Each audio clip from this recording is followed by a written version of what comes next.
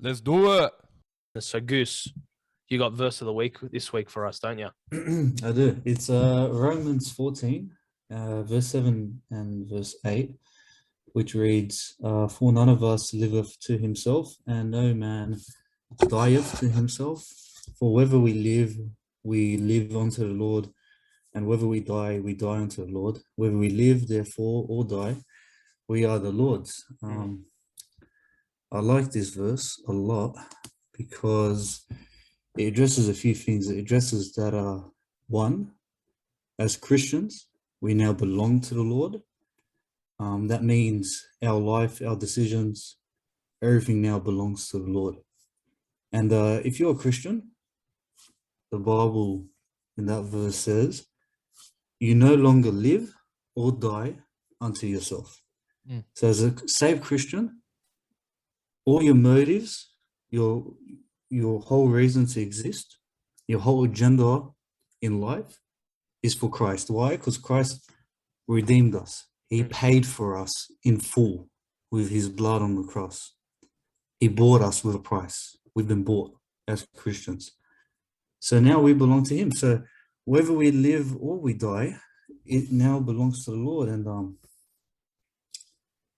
that makes someone think, like, what does it mean to live for God? Well, it means now we think about the choices we make in our life and how we live our life, and who it's serving. Is it serving self or is it serving God? Because we continue to live life, our own way, and then we hope that when we die, we go to heaven, right? So something I was listening to Scott Pauley, and he mentioned three things. He goes, three things we should look at in our lives is the three ways people, or three different point of views of our lives is: one, what we say about ourselves; two, what other people think about you; and three, what God knows about you. And that's really massive, because at the end of your life, when you're standing in front of God, your life's said and done, it's not going to matter what you think about yourself. It's not going to matter what people think about you. All that matters is what God knows about you. And I once saw this quote. It said, it was on a gravestone. It said, he lived and died as a Christian. And that's so massive, because a lot of people want to die as a Christian, but there's not many people living as a Christian. And can I tell you, you don't get to die as a Christian unless you've lived as a Christian. You don't get to end that way unless you've made the journey.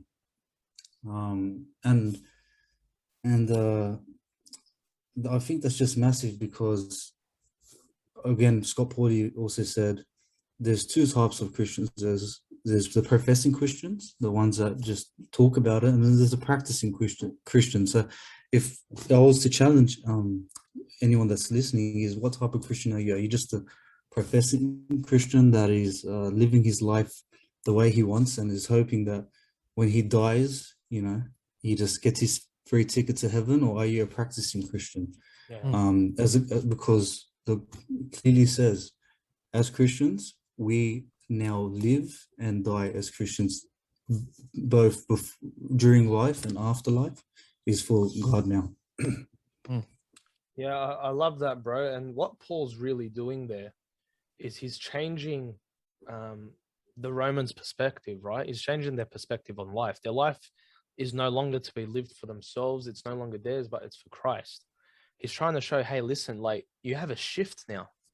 There should be a shift in your life where your decisions aren't made for yourself. Your decisions aren't made for your benefit, but your decisions are made for Christ's benefit. Your decisions are made for eternity's benefit, for the salvation of others. And I love what you said, bro. We need to live as Christians and not just want to die as Christians. You hear it all the time. People say, oh, I'll die for Christ. I'll die for... Well, what are you doing now to sacrifice to live for him? You know what I mean? Yeah, absolutely. Yeah, no, I agree.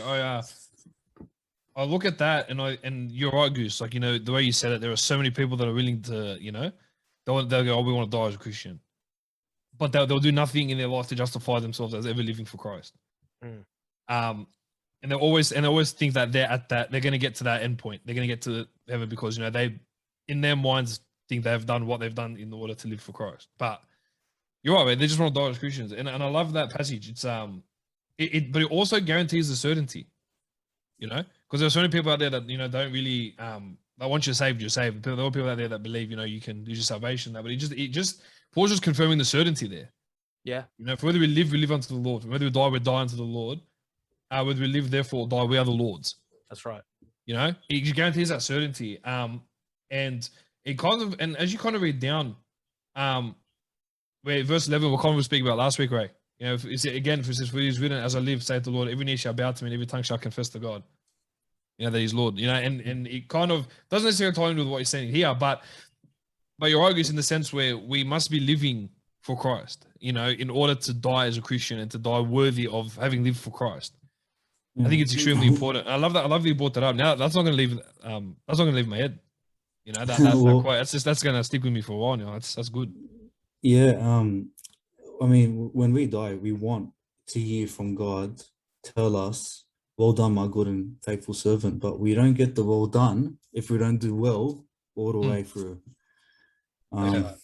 It's something we need to think about, because I've been to my fair share of funerals and whatnot, and the most important thing is if that person is going to be in heaven and is with God. And people just think that we can just call ourselves a Christian at the end of our lives, and we can do whatever we want throughout it. But Christ says here, you must live and die as a Christian.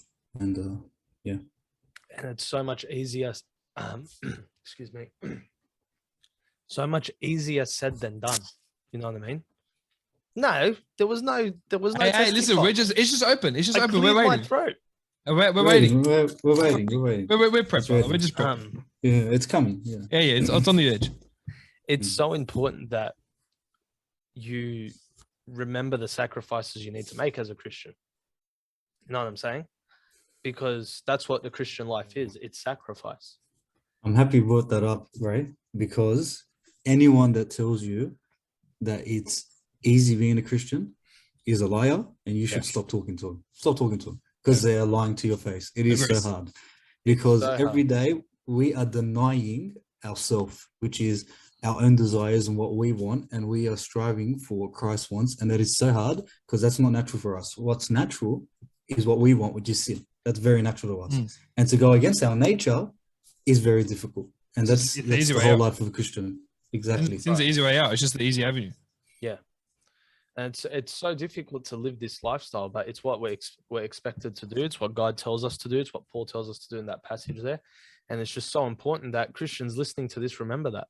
Remember, hey, it is a struggle. It is a sacrifice. But you got other Christians, brothers and sisters out there trying to do the same thing because they want to glorify the Lord. So, listen to them, get with them, talk to them, and help each other out, encourage each other to live for the Lord. It's good. It's good. Good verse of the week, Goosey. Stato.